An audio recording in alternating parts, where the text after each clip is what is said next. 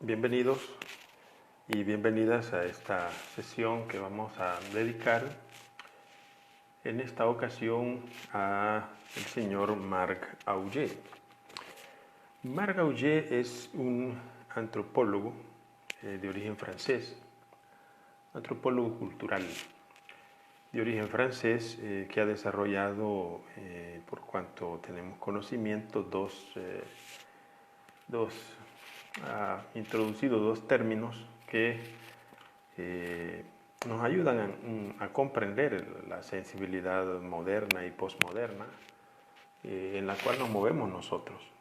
Estamos refiriéndonos al concepto de no lugar, que él lo acuña, pero que en realidad tiene una tradición mucho más amplia.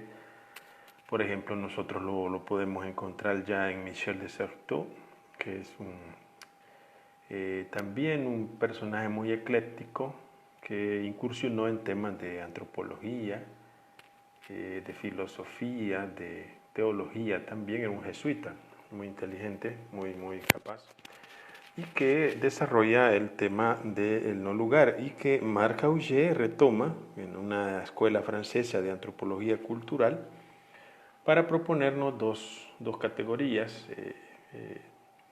socioantropológicas, diría yo, aunque ellos pues lo ven más en antropología, es el no lugar y la sobremodernidad o supermodernidad.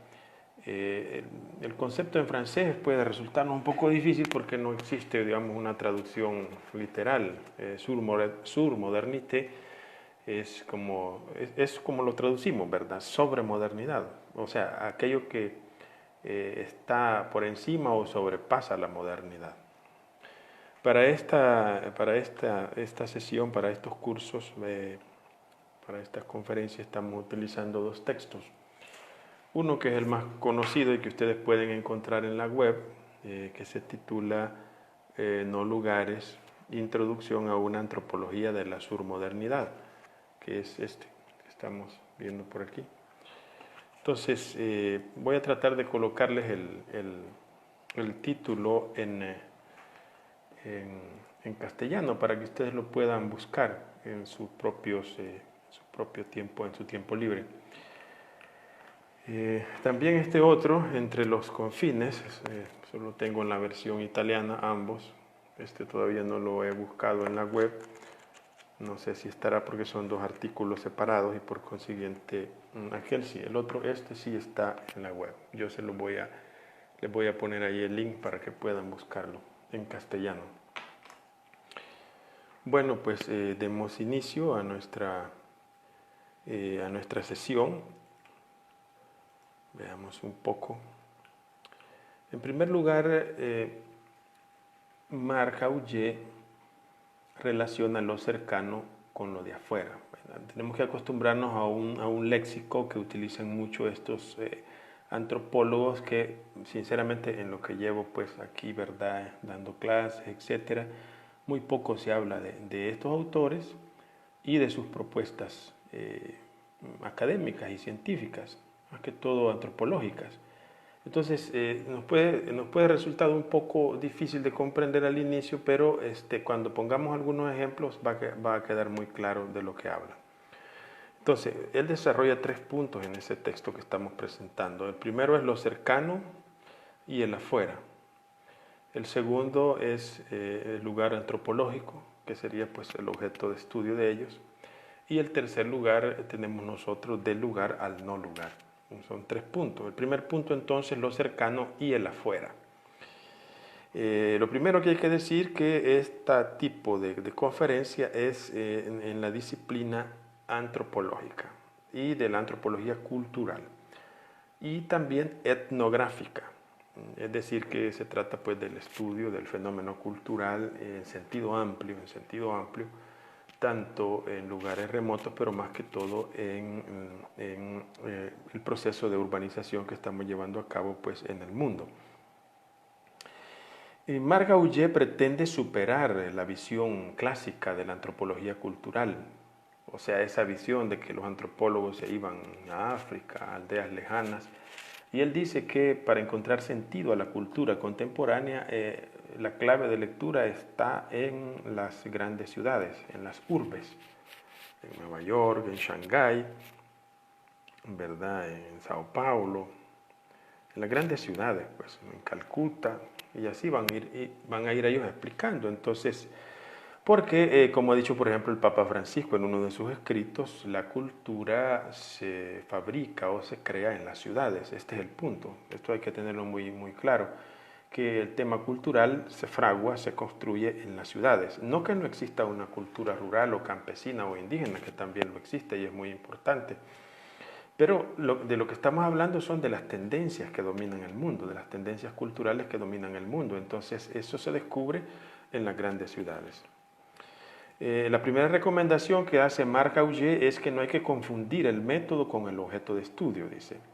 La cuestión del método no debería confundirse con la del objeto, pues el objeto de la antropología nunca ha sido la descripción exhaustiva, por ejemplo, del barrio, de una ciudad o de un pueblo. Entonces, Marc Augé va a hablar de la contemporaneidad cercana. O sea, digámoslo así en palabras accesibles a nosotros. Nosotros vivimos en una cotidianidad, ¿verdad? Pero muy pocas veces nosotros nos preguntamos por los elementos que configuran la cotidianidad. ¿Y por qué se da esto y por qué se da esto otro? En cambio, estos estudios antropológicos nos ayudan a profundizar lo cotidiano de nuestra vida para poder movernos con mayor, digamos, precisión y con mayor efectividad también, y también con mayor conciencia. Entonces, Marc Augé va a hablar de la contemporaneidad cercana. Se está refiriendo pues, a los acontecimientos del presente histórico. Arranca entonces, él dice, estas cuestiones previas requieren una definición positiva de lo que es la investigación antropológica. Se refiere a la antropología cultural, que se trataría de establecer aquí a partir de dos comprobaciones. La primera se refiere a la investigación antropológica que trata hoy la cuestión del otro, o sea, de la alteridad, de las otras personas. No es un tema en el cual se encuentre por casualidad, es su único objeto intelectual, a partir del cual le resulta posible definir diferentes campos de investigación. Trata del presente lo que basta para distinguirla de la historia. O sea que esta antropología trata de las cuestiones del presente histórico, eso es lo que dice, y trata de la alteridad, o sea, de la relación que yo establezco con los otros, con las demás personas. Lo social comienza en el individuo y el individuo depende de la mirada etnológica. Entonces, yo soy un individuo, pero me encuentro inserto en una comunidad, en una sociedad, y debo encontrar mi colocación. Ese es el primer punto. El segundo punto, o sea, la segunda comprobación es, no se refiere ya a la antropología, sino al mundo en el que se descubre, sus objetos y más particularmente el mundo contemporáneo. El mundo contemporáneo mismo es el que, por el hecho de sus transformaciones aceleradas, atrae la mirada antropológica, es decir, una reflexión renovada y metódica sobre la categoría de la alteridad. Dedicaremos una atención especial a 3 de estas transformaciones. Entonces, el autor en este momento va a tocar 3 puntos basilares para comprender la contemporaneidad, dijimos, cercana. O sea que el autor, en cuanto a antropólogo, él inició trabajando en África, pero después descubrió que era bien importante para nosotros también estudiar nuestro entorno, el presente histórico. Así que vamos a ver esos 3 puntos de lo que nos habla el autor. Aquí les voy a poner, les voy a colocar, les voy a escribir la frase que él utiliza, contemporaneidad cercana. Cada vez que pueda les voy a ir colocando la terminología, ¿verdad? El autor que estamos estudiando, pues como ya dijimos, pues es Marc Augé. Bueno, continuemos entonces. Entonces, estamos diciendo que el autor en este momento va a dar 3 claves de lectura. Entonces, estas 3 claves de lectura son tiempo, ¿verdad? Espacio e individuo.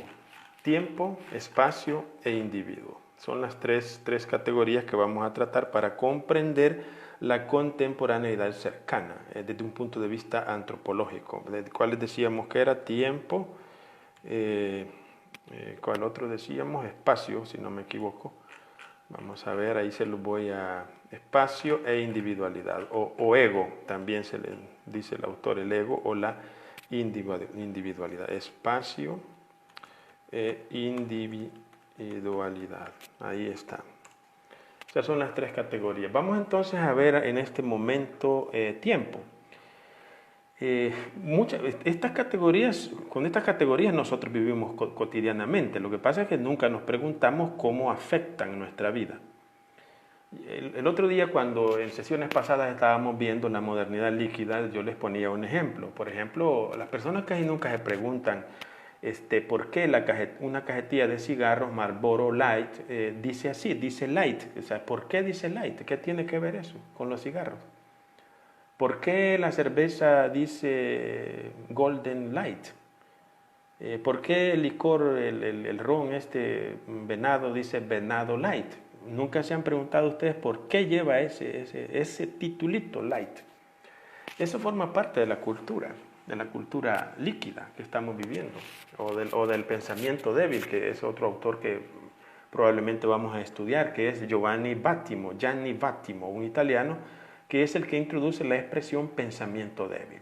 O sea, nosotros estamos viviendo una cultura en la cual a las personas no les gustan los puntos de vista rígidos. Muchas personas no entienden esto y se molestan, ¿verdad? Pero las reacciones que estamos viendo en la sociedad actualmente, en nuestra sociedad salvadoreña, ante una actitud que nos parece como autoritaria, es porque a muchas personas no les gustan esos puntos de vista rígidos. Eso actualmente está pasado de moda. Tiempo, veamos tiempo. La primera se refiere al tiempo, a nuestra percepción del tiempo, pero también al uso que hacemos de él, o sea, tiempo y el uso que hacemos de él, a la manera en que disponemos de él.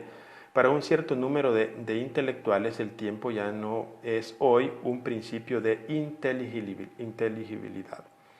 O sea, sigue siendo importante, pero hay que ver de qué se trata. Bien, la primera concepción que nosotros hemos conocido en el periodo moderno es la idea de progreso, que es la que ha sido más discutida. Tiempo está relacionado con progreso, es la primera categoría, tiempo y progreso. Entonces, cuando inició la época moderna, es decir, cuando se inició la emancipación de la racionalidad instrumental y de la ilustración, se desplaza a Dios y se dice, no, pues aquí lo más importante es la razón, y se deja a Dios de un lado. Eso es la modernidad precisamente, cuando el ser humano toma la centralidad. Pero sucede que eso que nosotros llamamos progreso no siempre es tal, si nos hemos fijado. Por ejemplo, ahora que estamos viviendo esta pandemia, si hubiera sido alguien que inventó ese virus, alguien muy inteligente, lo logró porque tenía los instrumentos. ¿Lo hizo para el bien o para el mal? Esa es la pregunta. ¿Para ayudar a las personas o para dañarlas? Sería mejor decir, no en un tema moral. Bueno, ha dañado a muchas personas. Entonces, ¿hay progreso en ese caso o no hay progreso? Científicamente no puede haber progreso porque hace daño a la dignidad de las personas. Pero puede haber progreso si se lo ve perversamente, es decir, si un científico se pone al servicio de un capitalista multimillonario y este capitalista le dice construir un virus que tenemos que matar la mayor cantidad de pobres posible, la mayor cantidad de ancianos posible, entonces el concepto de progreso es leído perversamente.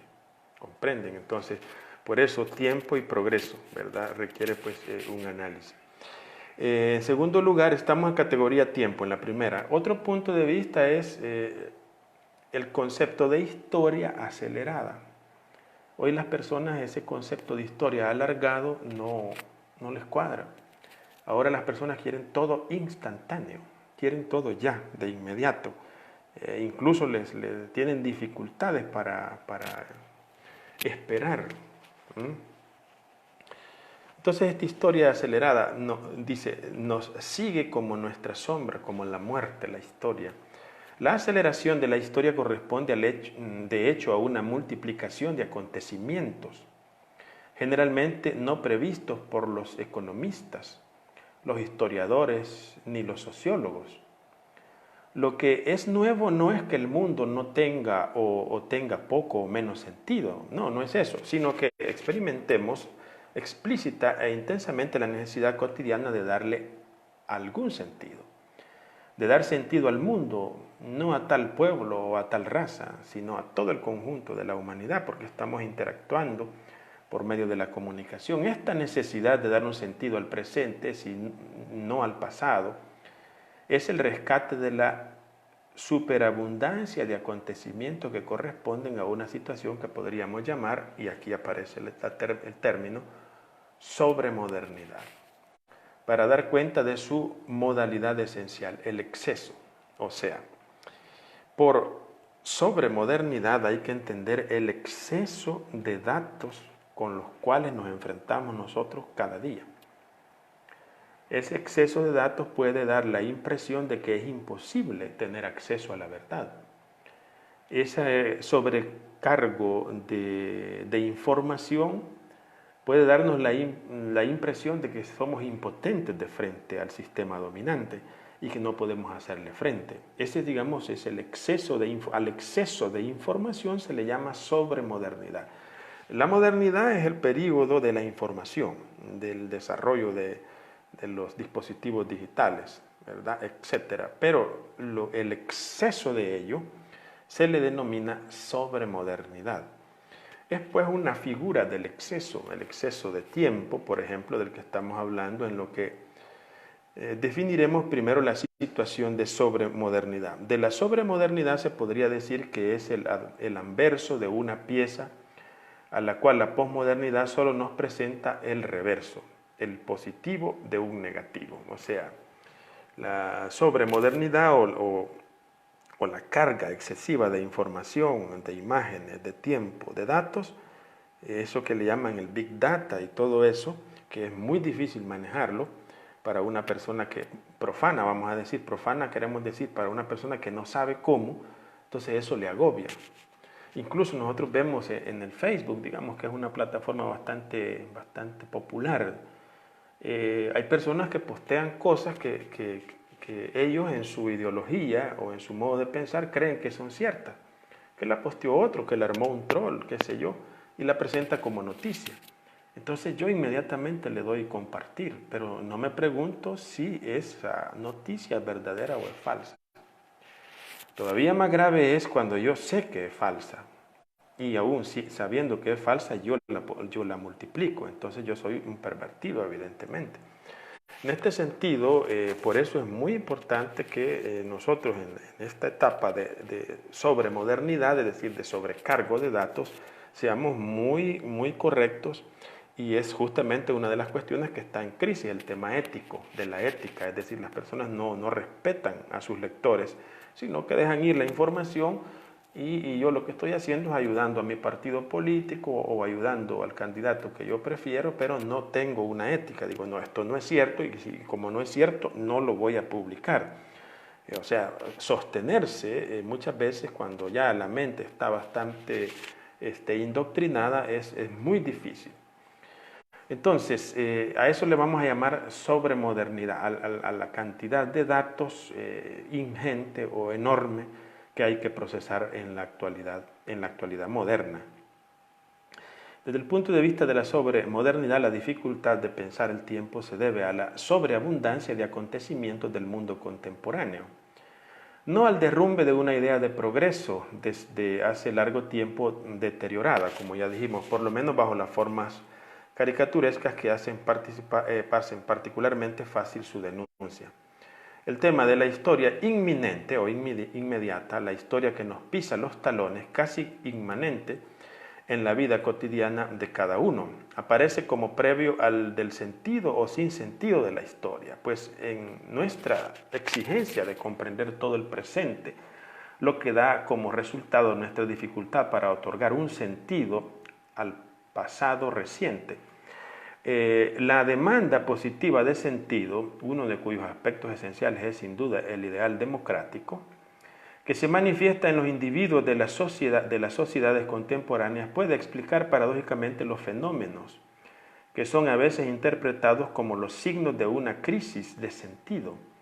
Y por ejemplo, las decepciones de todos los desengañados de la tierra, desengañados del socialismo, desengañados del liberalismo y muy pronto desengañados del poscomunismo y también del capitalismo.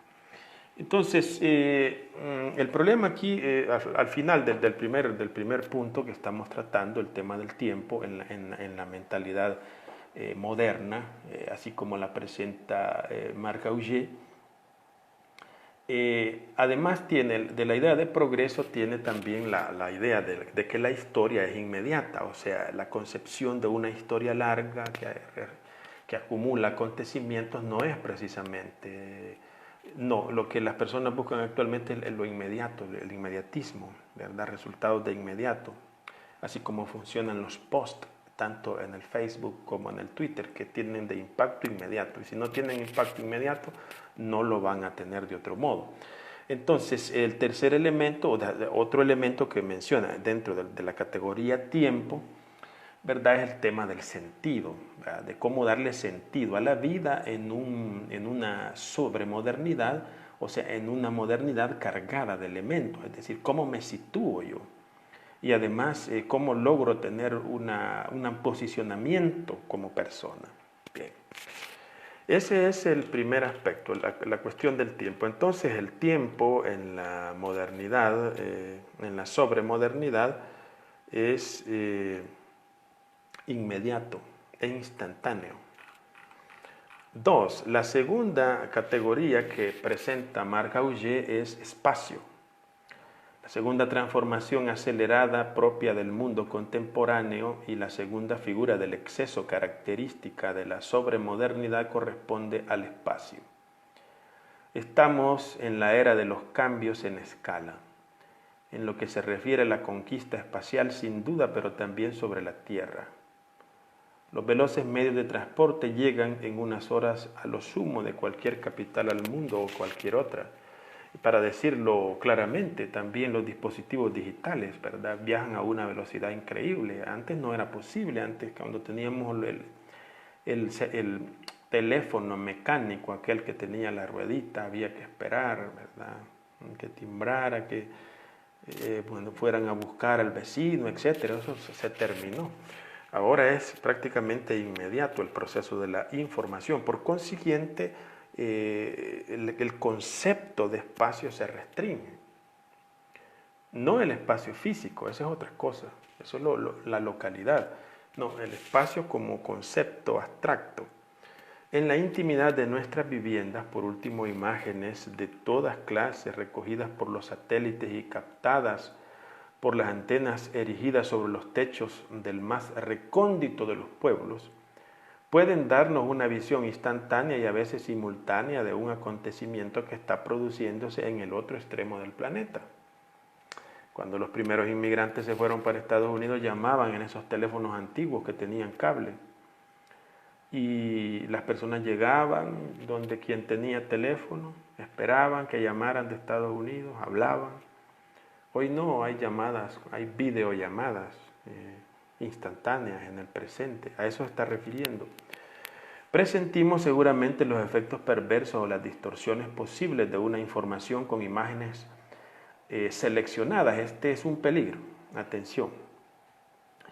Que si nosotros tenemos dispositivos digitales a disposición, y de los más avanzados por cierto, no todo lo que aparece allí es verdadero.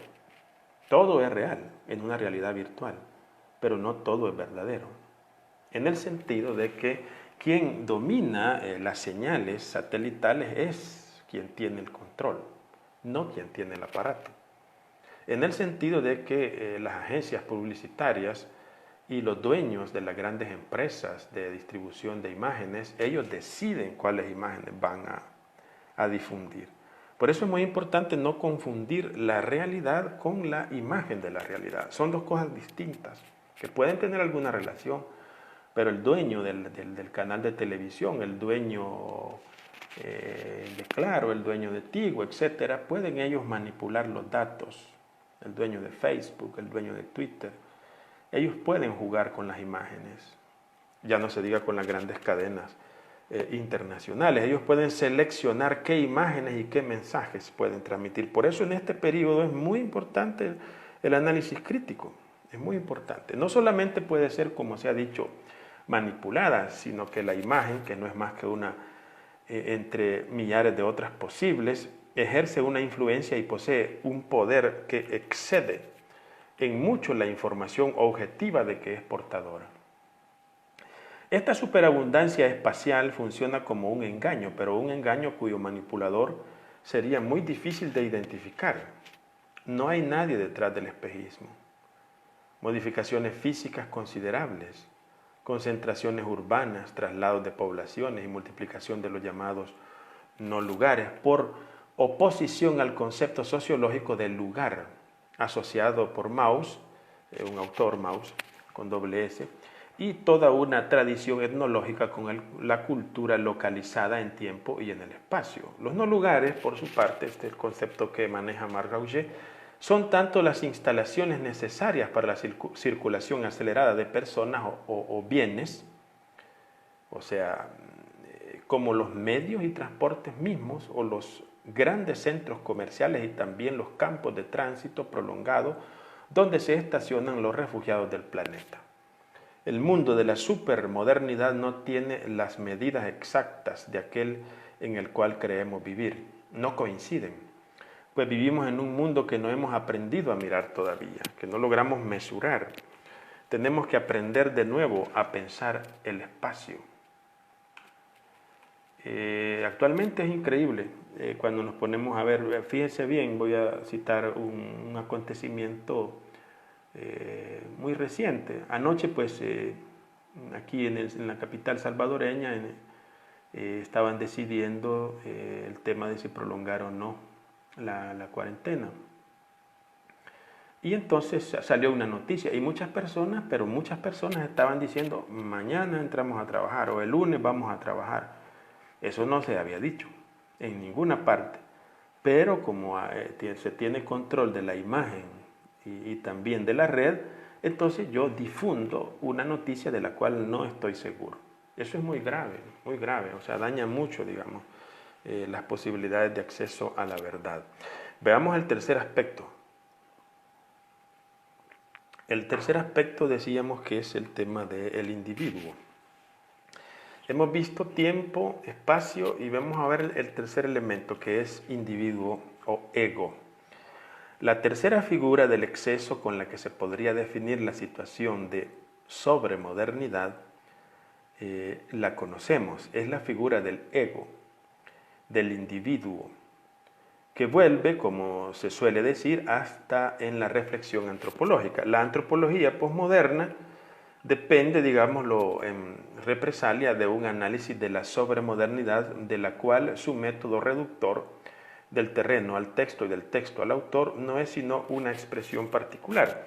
O sea, bueno, este es un tema estrictamente antropológico. Avancemos. En las sociedades occidentales, por lo menos, el individuo se cree un mundo.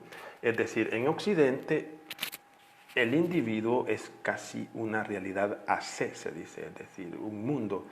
O sea, es tan sacro, tan sagrada la libertad individual en el mundo occidental que casi cada individuo constituye su propio universo y se resuelve. En cambio, todavía en estas culturas centroamericanas, todavía el tema de la comunidad tiene una cierta función.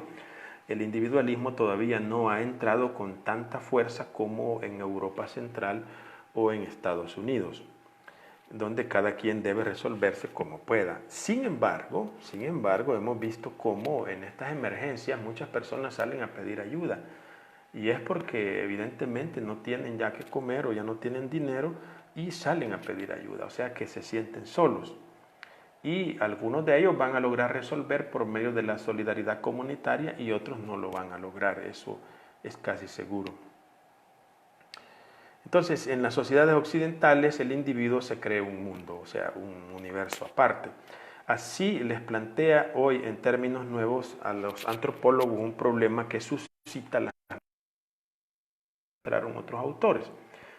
y después de ellos el conjunto de las corrientes culturalistas. Entonces viene la pregunta, ¿cómo vamos a entender al individuo en esta contemporaneidad que estamos viviendo? Ya explicamos en otra sesión, en otra parte, cuando estábamos hablando de la modernidad líquida de Zygmunt Bauman, que hay un conflicto entre el individuo y el ciudadano. Porque el ciudadano es el mismo individuo, pero entendido como una persona que respeta más las leyes y las disposiciones que da pues, el gobierno o las autoridades establecidas. En cambio, el individuo no se ve como ciudadano, aunque es un ciudadano de jure, o sea, legalmente, actúa como un individuo, es decir, no quiere someterse a las reglas. Entonces viene la pregunta, ¿cómo situar al individuo? Michel de Certeau, en la invención de lo cotidiano, habla de las astucias de las artes de hacer. O sea, hay gente que es astuta cuando tiene que moverse al interno de la sociedad. Y no porque tenga necesidad, sino que lo hace, pues, digamos, por una tendencia negativa, que permiten a los individuos sometidos a las coacciones globales de la sociedad moderna, especialmente la sociedad urbana, desviarlas, utilizarlas y por una suerte de bricolage cotidiano, trazar en ellas su decoración y sus itinerarios particulares. O sea, aunque hayan disposiciones restrictivas, hay muchas personas, muchos individuos que logran vadearlo, o sea, logran saltarse esas reglas. El problema de la individualidad. Las tres figuras de exceso de las que hemos hablado, ¿verdad? Tiempo, espacio e individuo, con las que hemos tratado de caracterizar la situación de sobremodernidad, la superabundancia de acontecimientos, la superabundancia espacial y la individualización de las referencias, permiten captar esta situación sin ignorar sus complejidades y contradicciones, pero sin convertirlas tampoco en el horizonte infranqueable de una modernidad perdida, de la que no tendríamos más que seguir las huellas, catalogar los elementos aislados e inventariar los archivos. El punto número 2, que es el lugar antropológico, simplemente digo lo que dice Marc Augé, no lo voy a desarrollar. El punto número 2, el lugar antropológico. Reservaremos, dice el término, lugar antropológico para esta construcción concreta y simbólica del espacio que no podría por sí sola dar cuenta de las vicisitudes y de las contradicciones de la vida social, pero a la cual se refieren todos aquellos a quienes ella les asigna un lugar, por modesto y humilde que sea.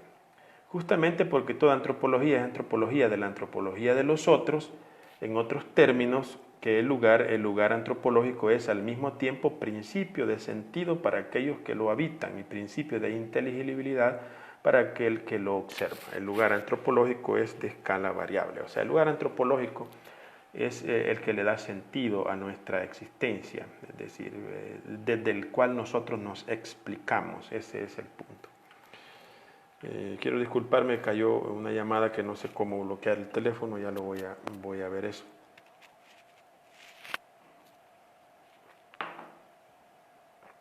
Bueno, vamos a ver el punto 3, de los lugares a los no lugares, y con el cual cerramos pues esta reflexión. De los lugares a los no lugares. Presencia del pasado en el presente, de lo que lo desborda y lo reivindica. Esta es, en esta conciliación ve Starobinsky la esencia de la modernidad. Para Starobinsky, la modernidad sería la presencia del pasado en el presente, pero que lo desborda y lo reivindica. La modernidad en arte preserva todas las temporalidades del lugar, tal como se fijan en el espacio y en la palabra. Si un lugar puede definirse como lugar de identidad relacional e histórico, un espacio que no puede definirse ni como espacio, ni identidad, ni como relacional, ni como histórico, definirá lo que vamos a llamar un no lugar. O sea, el no lugar es un lugar de identidad, relacional e histórico, ¿verdad? Entonces, la noción de lugar refiere a identidad, a relación y a historia. Lugar, identidad, relación, historia. Cuando estas tres categorías no se cumplen, pero reclaman un lugar, entonces nosotros hablamos de un no lugar. Es una cosa complicada, yo lo entiendo, porque no es del lenguaje común.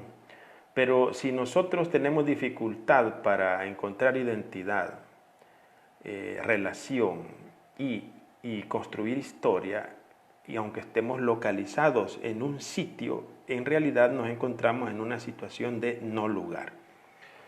Por eso se define como un espacio, no se define como un lugar, sino como el espacio que no puede definirse ni como espacio de identidad, ni como relación, ni como historia. Eso le vamos a llamar no lugar.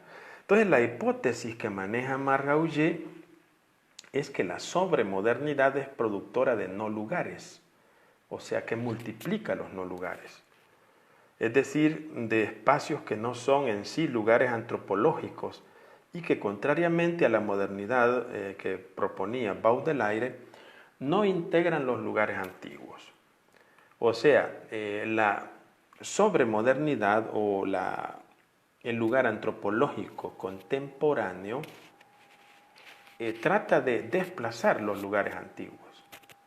O por lo menos, no quiere decir que los destruye físicamente, sino que les quita el valor simbólico que tienen. Ya voy a poner un ejemplo más adelante.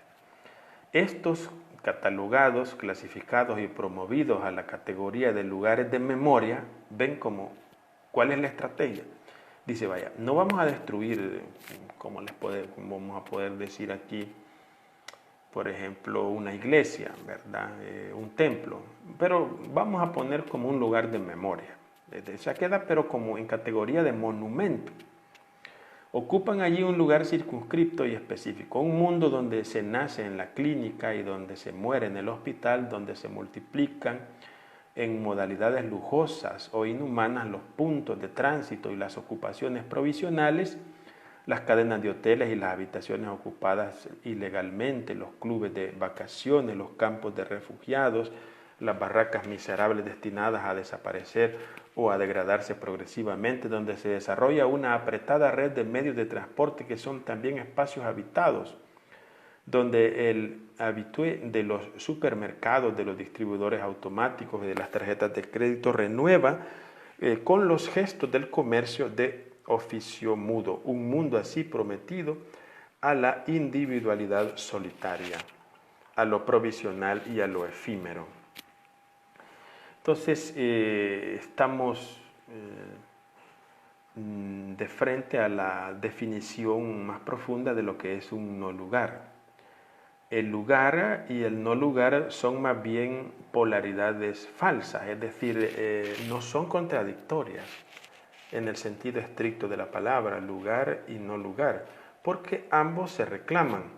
Solo que el lugar es lo que nosotros vemos, el lugar físico. El no lugar requiere un lugar localizado, pero solo lo requiere como punto estratégico para llevar a cabo sus operaciones. Es como un banco, pues, como una computadora. La computadora es una máquina.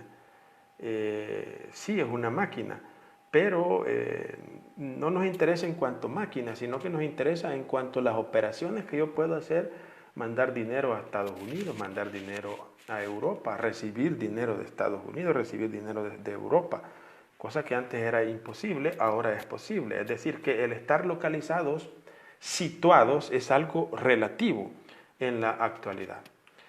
El lugar y el no lugar son más bien polaridades falsas. El primero, o sea, el lugar, no queda nunca completamente borrado. Y el segundo, o sea, el no lugar, no se cumple nunca totalmente. Son palimpsestos donde se reinscribe sin cesar el juego intrincado de la identidad y de la relación. Pero los no lugares son la medida de la época, medida cuantificable y que se podría tomar adicionando después de hacer algunas conversiones en superficie. Bueno, La distinción entre lugares y no lugares pasa por la oposición del lugar con el espacio. Entonces, el lugar no se opone a no lugar, sino que el lugar se opone a espacio. Eso sí son contradictorios. Lugar y espacio. Michel de Certeau, le voy a escribir este autor, no sé si logro recuperarme con la otra cuenta, vamos a ver si logró conectarse, pero parece que no. Vamos a ver si retomo. Ahí está. Ahí le voy a colocar el autor que estoy citando para que ustedes puedan buscarlo si quieren. Michel de Certeau. Es un personaje pues, muy ecléctico que les puede ayudar a los que se interesan de estas temáticas. Michel de Certeau propuso nociones de lugar y de espacio, un análisis que constituye allí obligatoriamente una cuestión previa. Certeau no opone los lugares a los espacios, como los lugares a los no lugares. El espacio para él es un lugar practicado, un cruce de elementos en movimiento. Los caminantes son los que transforman en espacio la calle geométricamente definida como lugar por el urbanismo. A este paralelo entre el lugar como conjunto de elementos que coexisten en un cierto orden y en espacio como animación de estos lugares por el desplazamiento de un elemento móvil le corresponden varias referencias que los mismos términos precisan. La primera referencia que tenemos nosotros es geométrica, o sea, el primer criterio del lugar es geométrico. El espacio antropológico como espacio existencial, lugar de una experiencia de relación con el mundo de un ser esencialmente situado en relación con el medio. Entonces, de la primera referencia que es geográfica pasamos a la segunda referencia, que es la palabra del acto de locución.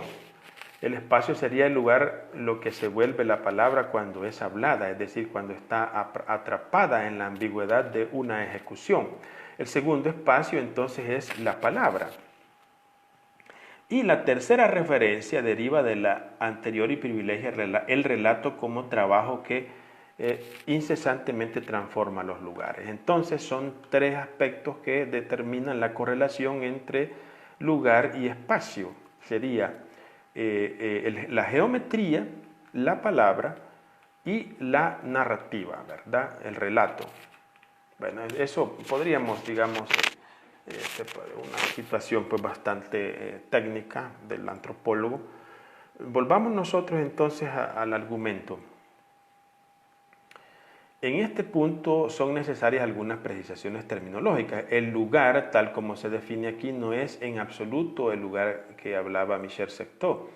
Opone al espacio como la figura geométrica al movimiento, la palabra muda a la palabra hablada o el estado al recorrido. Es el lugar del sentido inscripto y simbolizado, el lugar antropológico.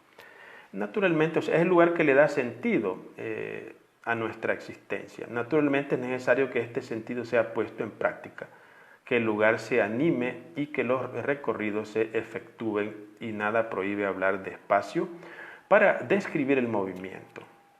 El término entonces espacio en sí es más abstracto que lugar.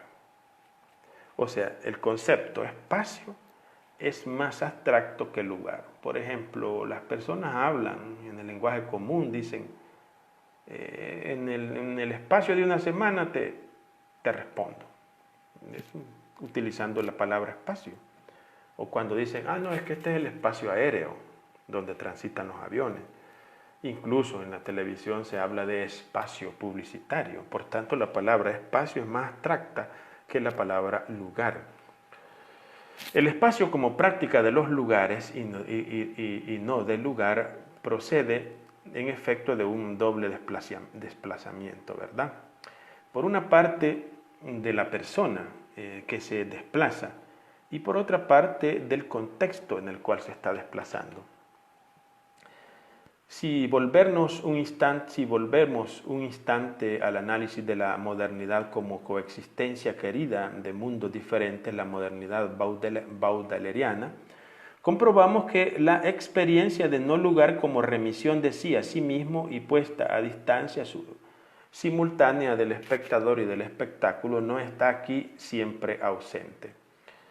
Starobinsky, en su comentario del primer poema de Tableau Pariens, insiste en que la coexistencia de los mundos es lo que hace la ciudad moderna. Y mencionan el primer ejemplo que yo les quería decir, cuando se habla de chimeneas y campanarios. Hemos hecho un largo recorrido teórico, pero vaya, ¿cómo podemos notar nosotros en una ciudad que está mutando esa ciudad? Visto desde el punto de vista arquitectónico.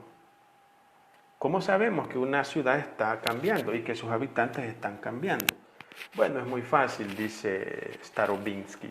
Basta subirse a una parte alta, dice, ver la ciudad en distintos periodos. Por ejemplo, si yo veo solo campanarios de iglesia, dice Starobinsky, quiere decir que allí todavía no ha entrado la modernidad, o sea que es un pueblo muy tradicional.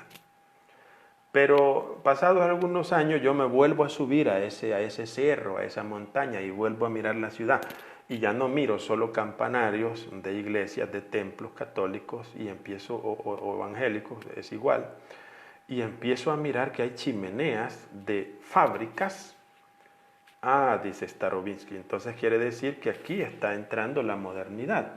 Porque ya no hay solo campanarios, sino que hay también chimeneas de fábricas. Son esos tubos largos que ustedes ya han visto, donde se procesan pues, los desechos de las fábricas. Entonces, la modernidad entra por los ojos, uno la puede ver, ¿verdad? Si ustedes se toman el tiempo en San Salvador, que es de donde estamos haciendo estas conferencias, ustedes notarán que hay una cantidad de edificios que están construyendo, cantidad, y son de dos tipos.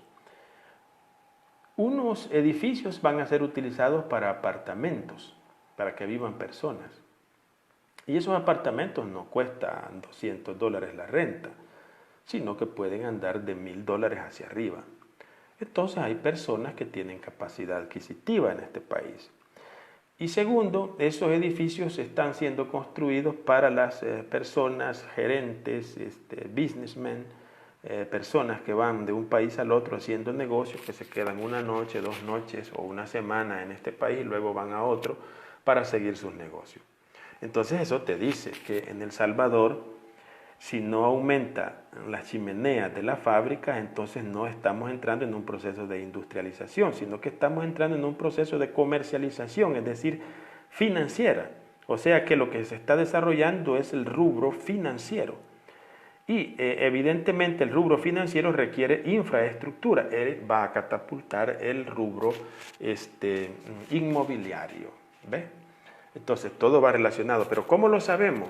¿Tenemos datos numéricos? No, simplemente nos hemos detenido a ver la fisonomía de la ciudad.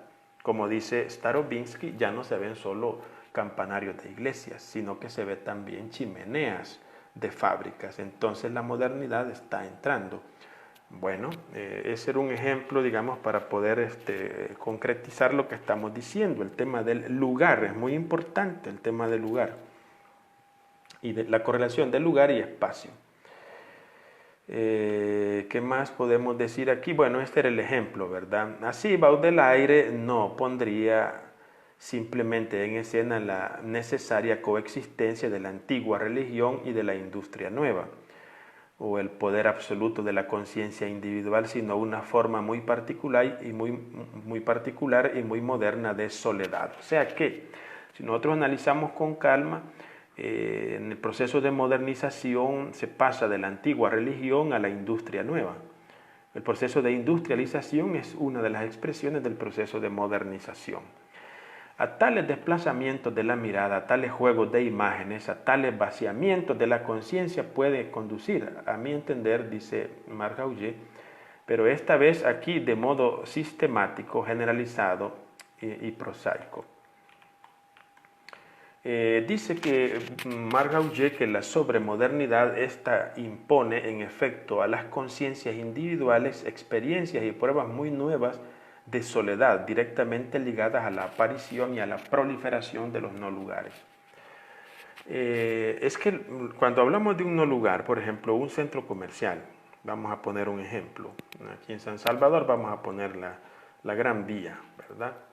O galerías. Entonces ahí las personas que van a esos centros comerciales no van a buscar amigos, no, ellos van a hacer sus compras, a consumir, que es lo que les pide el sistema, consumir, consumir.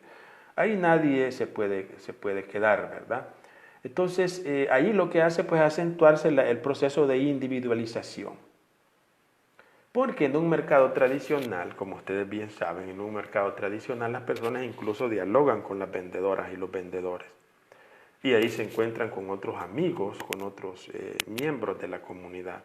En cambio, en el centro comercial es muy difícil encontrar una persona conocida, porque lo que andan buscando las personas no es precisamente encontrarse con sus conocidos, sino huir de ellos, para tener un espacio individual, donde no me contaminen mi espacio privado. ¿Comprenden? O sea, este es el proceso que se da en los no lugares. Por los no lugares reales, pero los no lugares reales de la sobremodernidad, los que tomamos cuando transitamos por las autopistas, hacemos las compras en supermercados o esperamos en un aeropuerto el próximo vuelo para Londres o Marsella, tiene de particular que se definen también por las palabras o los textos que proponen. Tiene toda una simbología. Más que todo en los centros comerciales. Aquí el ejemplo que podemos poner es un centro comercial, porque en otros países fácil sería poner las estaciones del metro o de los trenes, donde son enormes espacios, y allí, por ejemplo, las personas, los inmigrantes llegan, se reúnen allí, y lo que dice el autor tiene razón. A veces hay unos grandes carteles en estos lugares, en los centros comerciales también los hay, donde se promocionan productos que probablemente las personas pues con un salario bajo pues difícilmente van a adquirir.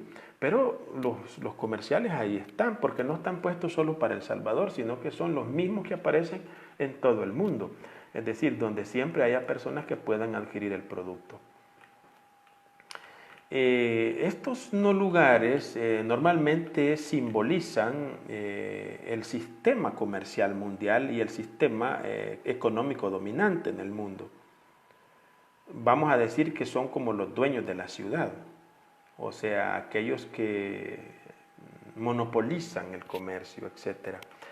Entonces, por ejemplo, ustedes nunca se han preguntado por qué los terroristas escogen las terminales de trenes y algunos símbolos, por qué escogieron el World Trade Center, por ejemplo, en Nueva York. ¿Por qué ese y no otro? ¿Es por la cantidad de personas que allí estaban? No, no es por eso. Es por lo que simboliza el edificio. Por eso es que los atentados casi siempre se dan en las terminales y todo lugar en el cual se simboliza, normalmente son los que llamamos los no lugares, donde adquiere mayor fuerza simbólica el poder económico imperante en el mundo. Y leo lo que dice Marc Augé. Si los aeropuertos y los aviones, los supermercados y las estaciones fueron siempre el blanco privilegiado de los atentados, para no hablar de los coches bombas, es sin duda por razones de eficacia, si se puede utilizar esta palabra. Pero aquí la eficacia no se refiere a que estalle la bomba, que de hecho estalla, sino que sea eficaz en el mensaje que quiere mandar. O sea que si la bomba estallara, digamos, en un lugar que no es, digamos, comercial, en la zona rural, por ejemplo, que mataron 2000 vacas, bueno, sí sería una noticia, ¿verdad? Pero diría la gente, bueno, pero estaban en un rancho rural, no tiene nada. Pero si la misma noticia dice no mataron 2000 vacas, sino que eran 2000 personas en un aeropuerto, eso sí cambia mucho la percepción, porque el aeropuerto es un valor simbólico, el valor del comercio internacional, donde se juega el dinero. Es un santuario, vamos a decir, un santuario del capitalismo actual. Entonces hay que golpear los lugares simbólicos, eso dicen los terroristas. Por eso es importante comprender la importancia que tiene el tema del no lugar. El no lugar es lo contrario de la utopía. Existe y no postula ninguna sociedad orgánica. O sea, el no lugar simplemente existe. Y no está proyectándose como los utópicos una sociedad mejor. Simplemente busca que las personas ahí se sientan bien como individuos y como consumidores. Ahí no importa el tiempo histórico, ahí no importa la identidad, ahí no importan las relaciones interpersonales. Eso se terminó en el tema de los no lugares. En la coexistencia de lugares y de no lugares, el mayor obstáculo será siempre de orden político, efectivamente, porque se va a aprovechar mucho esta percepción, sobre todo en lo que respecta a la imagen, ¿verdad? Muchas personas cometen ese error. Marc Augé va a sugerir como solución para no ser sometidos por parte del aparato político y comercial, dije, no, hay que instruir a las personas, dice él en el otro libro que está propuesto. Hay que instruir a las personas, porque es el único modo de que puedan hacer la resistencia críticamente al sistema. Y también, dice Marc Augé, es importante que logre la persona analizar, ¿verdad?, la situación que estamos viviendo. Bueno, vamos a ver si tenemos algunas intervenciones. Hay que poder abstraer conceptualmente el término de espacio. Yo no puedo, dice Paulita Pay, que sí es un problema, pero todos lo vivimos, pero no todos nos ponemos a pensar en eso. El tema del espacio. Ahora que estamos en cuarentena, pues se puede comprender que yo estoy en un lugar, ¿sí? Pero el concepto de espacio no corresponde al lugar en que yo estoy. Porque si yo me comunico con alguien que está en Estados Unidos con un celular, entonces ya rompo el lugar. Si yo hago una transferencia bancaria o recibo el pago de la empresa que me paga por medio de un sistema digital, entonces se rompe el lugar. El espacio es el mismo, el lugar es el mismo, pero se amplía la concepción del espacio. Una manera de entenderlo es verlo como se ve a la materia. La materia es aquello que se percibe como un todo, pero que sin embargo es susceptible a cambios. Es por ello que ocupa un peso, un lugar y tiempo en el espacio. El lugar puede por tanto ser estático, pero a su vez dinámico. Sí, o sea, más que todo cuando se lo relaciona con espacio. En el caso de la antropología cultural, ¿verdad? Porque aquí no nos hemos metido en esas honduras de la física cuántica y todo eso. Eso es otro rollo.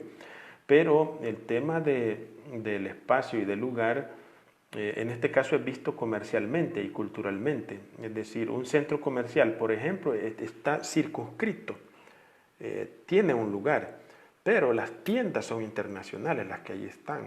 La moneda, el dólar, es internacional. O sea, no está restringido al lugar. Eso es lo que quiere decir Marc Augé en suma, en síntesis, la correlación entre lugar y no lugar.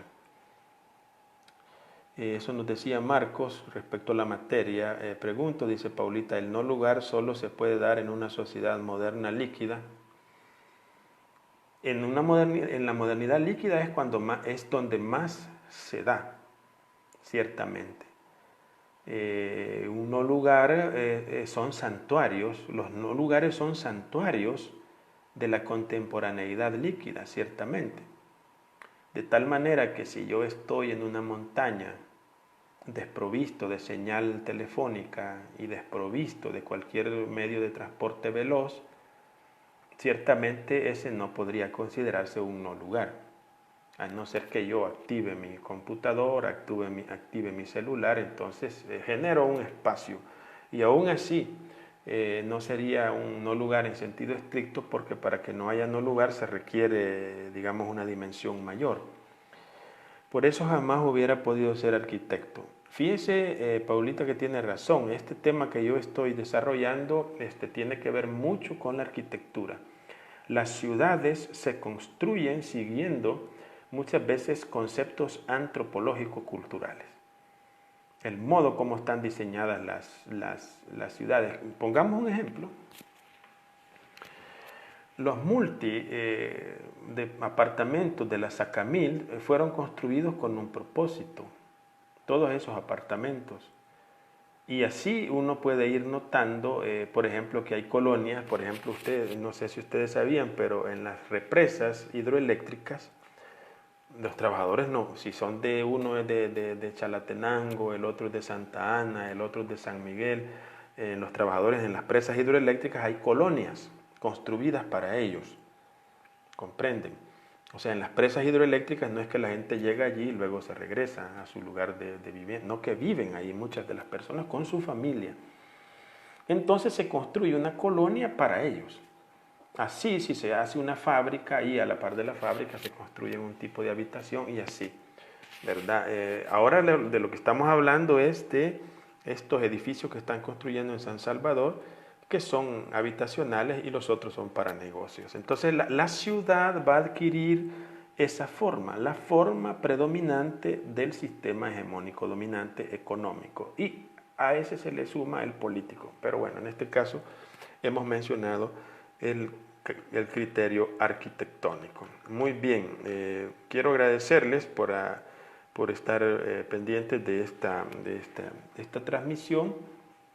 Vamos a tratar de adentrarnos en otras temáticas. Posteriormente hay algunas sugerencias, así que vamos a tratar de ver si respondemos a ellas. Bueno, que estén bien y nos seguimos viendo. Hasta la próxima.